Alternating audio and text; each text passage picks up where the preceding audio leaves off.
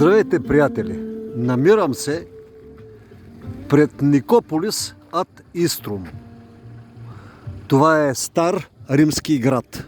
Стар римски град, който в миналото е бил център, който е охранявал Северна България. Римляните са създали нещо уникално тук, обаче сега, понеже е тъмно, аз не мога да разкажа за Никополис ад Иструм.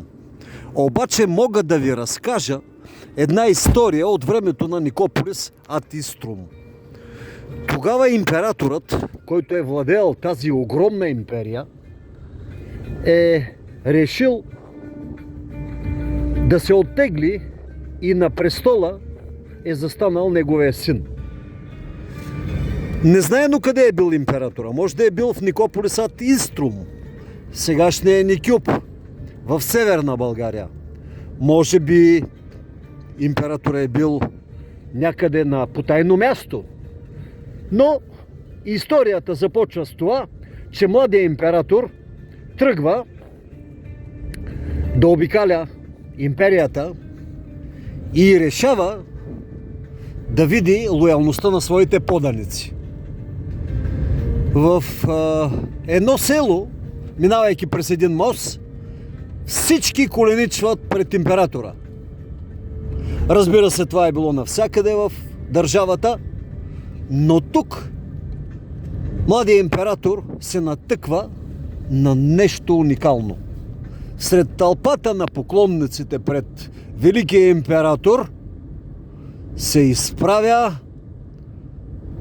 един старец, облечен в груба роба, на главата с качулка. И изведнъж в този възрастен мъж, покрит с груба дреха, императора, спирайки войниците, които си стеглени мечове искат да накажат непокорния, императорът съзира своя баща. Този оттеглял се от власт император живеел в това село. Живеел скромно и никой от жителите на селото не знаел, че това е бившия император на могъщата голяма империя. Синът се навел почтенно и коленичил пред баща си. Бащата го погледнал и казал: "Стани, сине." "Не, татко," казал младият император. "Кажи какво да направя за теб." Тогава възрастният император, който скромно живеел вече, бръкнал в грубата си дреха и извадил една чаша. "Сине, нека твоите близки подчинени да сложат една шепа медни монети, да имам тук за малките си нужди." Императорът бързо заповядал на своите подчинени: "Напълнете чашата с жълтици." Ковчежникът не чакал втори път да му се повтори, изпълни шепи и сипал златни монети вътре в чашата. Но чудо! Чашата останала празна. Той повторил пак, с пълни шепи започнал да сипе и все пак чашата оставала празна. Учуден младият император обърнал очите си към своя баща: "Тате, какво става тук?" Старият император повдигнал очи към небето и казал: "Сине, чашата няма дъно."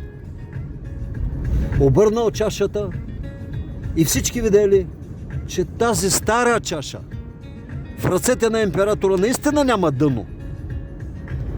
Какво искам да ви кажа? Отлетяла е отдавна Римската империя и този град Никополис ад Иструм, покрай който минахме. Останали са само спомените. Отдавна е отлетяло времето на Римската империя, в която нашия Господ Исус Христос е живял, във времето, когато е ходил със святите си нозе по нашата планета Земя. Когато в същата тази Римска империя от римските войници е бил разпънат да умре на кръста за нашите грехове. Разпънахме го ни. Но днес по празниците, сядайки на масата, отново сякаш го разпъваме. Безмълвен, ние забравяме защо сме на масата. Забравяме да поканим този, който е създал всичко. И нас, и не е изкупил за нашите собствени грехове от престъпленията и наказанието, което трябва да имаме. Защо разказвам тази история за бездънната чаша? Понякога животът не е една бездънна чаша. Ние търсим успех, власт и пари.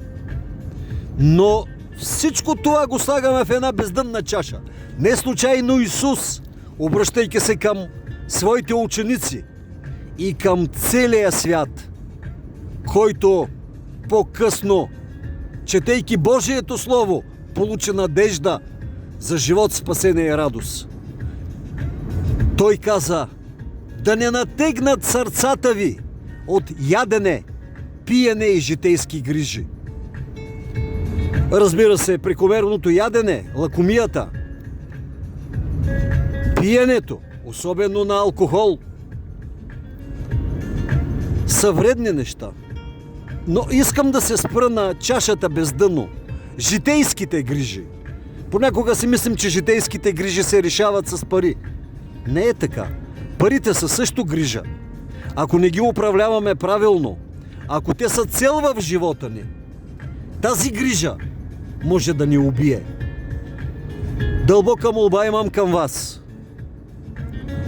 Нека тази история за чашата без дъно да остане в сърцата ви. Нека животът ни не е превърнат в една чаша без дъно, която да се опитваме да пълним с пари и все ги няма. Понякога има хора, които умеят да управляват парите. Парите са тънка материя. И тогава, когато Господ ни благослови с дарби, да умеем да изкарваме пари, благословенни да сме. Но когато Господ ни даде нищета, пак да бъдем благословенни. Не само слънце има. Понякога има и дъжд в живота. Понякога ще има радост, ще има печал. Да ни благослови Господ, да не натегнат сърцата ни от ядене, пиене и житейски грижи. Завършвам с молитвата на Давид. Господи, не ми давай повече от необходимото, за да не се възгордея. Не ми давай по-малко от необходимото, за да не стана престъпник и вършейки престъпления, за да задоволя нуждите си, да открадна. Благословен да е нашия Господ Бог, който да ни дава онова, което не е нужно. Защото понякога ние искаме от нашия небесен баща. И много често Той ни дава това, което искаме, защото ни обича. Но тогава можем да станем нещастни. Познавам хора, които са искали пари, но те са ги направили нещастни. Познавам хора, които са искали скъпи коли, но те са ги завели след катастрофа в болницата. Познавам и хора, които са се задоволили с това, което им е дал Бог. Скромно, почтенно и щастливо живеят. Благословенни да сте! Нека Бог да ви даде това, което ви е нужно. Толкова, колкото трябва, и да благослови нашия Господ родината ни България и всички нас. Амин.